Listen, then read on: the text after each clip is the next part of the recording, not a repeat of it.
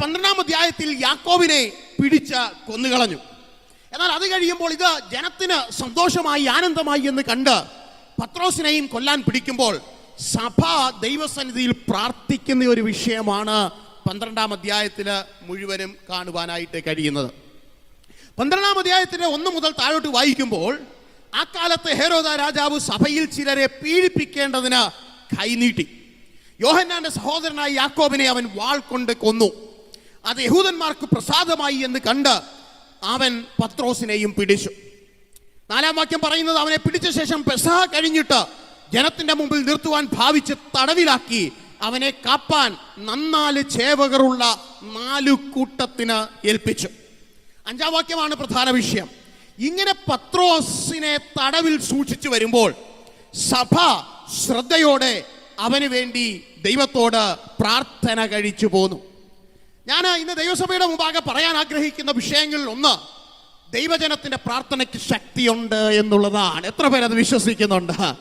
എത്ര പേർ എന്നോടൊപ്പം ഒരു ആമേൻ പറയും? ദൈവജനത്തിന്റെ പ്രാർത്ഥനയ്ക്ക് ശക്തിയുണ്ട്. ഈ ലോകത്തിൽ ഏറ്റവും കൂടുതൽ ശക്തിയുള്ളത് ഇസ്രായേലിന്റെയോ അമേരിക്കയുടെയോ മിസൈലിനല്ല, അണുബോംബിനല്ല. ദൈവജനത്തെ സംബന്ധിച്ചിടത്തോളം ഈ ലോകത്തെ തിരിക്കാൻ കഴിയുന്ന ഒരേ ഒരു ശക്തി എന്ന് പറയുന്ന നീതിമാന്റെ പ്രാർത്ഥനയാണ്. ദൈവമക്കളെ, നാം മുട്ടിലിരുന്ന് ദൈവത്തോട് പ്രാർത്ഥിക്കുമ്പോൾ, നമ്മുടെ ഹൃദയം തകർന്ന് ദൈവസന്നിധിയിൽ നിലവിളിക്കുമ്പോൾ, വാക്കുകൾ പോലും പുറത്തു വരാനൊക്കാതെ ഒരു ഞരക്കമായി കാര്യങ്ങൾ നാവിൽ നിന്ന് പുറത്തു വരാതിരിക്കുമ്പോഴും ഹൃദയത്തിൽ വേദന അടുക്കി വെക്കുമ്പോഴും ദൈവജനത്തോട് ഇന്ന് പകൽ എനിക്ക് വിളിച്ചു പറയാനുള്ളത്, നിന്റെ പ്രാർത്ഥന ശക്തി ക്ഷയിച്ച പ്രാർത്ഥനയല്ല. നിന്റെ പ്രാർത്ഥനയോളം വരുന്ന മറ്റൊന്ന് ഈ ലോകത്തിൽ ഇല്ല എന്ന് ദൈവജനം ഇന്ന് പകൽ തിരിച്ചറിയട്ടെ. സഭ ശ്രദ്ധയോടെ പ്രാർത്ഥിക്കുക. പ്രാർത്ഥനയുടെ വിഷയം എന്ന് പറയുന്നത്, അപ്പോസ്തലനായ പത്രോസ് കാരാഗ്രഹത്തിൽ അകപ്പെട്ടു, അവന് ഒരു വിടുതൽ വേണം. നോക്കണമേ, ദൈവം പ്രാർത്ഥന കേൾക്കുക. നിങ്ങൾ എന്നോടൊപ്പം വരണം. ദൈവം ഈ ജനത്തിന്റെ മുമ്പാകെ ഈ പത്രോസിനെ നിർത്തുന്നതിന്റെ തലേ രാത്രിയിൽ ദൈവത്തിന്റെ ദൂതൻ ആ കാരാഗ്രഹത്തിന്റെ നടുവിലേക്ക് ഇറങ്ങുക. ഞാൻ ഒരു ദൂത് പറഞ്ഞിട്ട് ഞാൻ മുന്നോട്ട് പോകാം.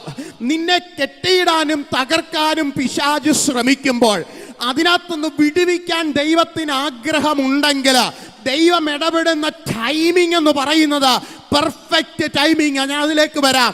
തന്നെ ജനത്തിന്റെ മുമ്പാകെ നിർത്തുവാൻ ഭാവിച്ചതിന്റെ തലേ രാത്രിയിൽ എന്റെ ദൈവം ഒരു ദൂതനെ ഇറക്കിയിട്ട് പത്രോസിന്റെ കാരാഗ്രഹം തുറന്നെങ്കിൽ ഇന്ന് പകൽ ദൈവത്തിന്റെ വചനം കേൾക്കുന്ന ദൈവജനത്തോട് ദൈവത്തിന്റെ പരിശുദ്ധാത്മാവ് പറയുന്ന ദൂത ഇതാ, നിന്റെ ജീവിതത്തിൽ ഒരു വിടുതൽ എപ്പം വേണമെന്ന് ദൈവത്തിന് അറിയാം. ആ സമയത്ത് അതിന് സ്ഥലം വിഷയമല്ല, അത് രാത്രിയാണോ എന്നുള്ളത് വിഷയമല്ല, നിന്റെ കയ്യിൽ ആമമുണ്ടോ എന്നുള്ളത് വിഷയമല്ല, നിനക്ക് ചുറ്റും ആളുകൾ ഉണ്ടോ എന്നുള്ളത് വിഷയമല്ല, നിന്റെ അയൽവക്കക്കാർ എന്ത് പറയുമെന്നുള്ളത് എൻ്റെ ദൈവത്തിന് വിഷയമല്ല.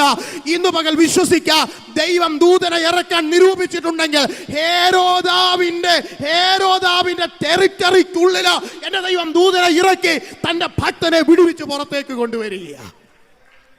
ഇന്ന് പകൽ രാഷ്ട്രീയ അധികാരങ്ങളല്ല, ഇന്ന് പകൽ എഫേസോസിൽ ഉണ്ടായിരുന്നത് പോലെ മന്ത്രവാദികളുടെ ശക്തിയല്ല, ഇന്ന് പകൽ അപ്പോസ്തലനായ പൗലോസ് പ്രവർത്തികൾ 28 അനുഭവിക്കുന്നത് പോലെ കാറ്റിന്റെയും കടലിന്റെയും പേടിപ്പിക്കുന്ന സ്വപ്നങ്ങളല്ല.